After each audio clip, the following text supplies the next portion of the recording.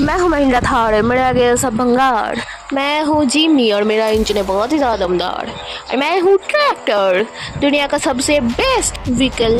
तो चल आज देख लेते हैं कि किसमें कितना है दम। हाँ हाँ देख लेते हैं। मुझे भारत की कंपनी ने बनाया है, इसलिए दबा कर सब्सक्राइब करो वरना मेरी वैल्यू कम हो जाएगी। बेटा वैल्यू तो तेरी कम आज हो ही जाएगी। वैसे मुझे जापान की कंपनी ने बनाया है और मैं भी भारत का ही ब्रांड हूँ। मेरा प्राइस है 17 लाख रुपये और तुम दोनों बताओ।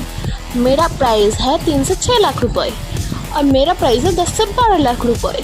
वैसे हम तीनों में से अगर कोई फ्री में मिले तो आप कहाँ चलेंगे? ये कमेंट में ज़रूर बताइए।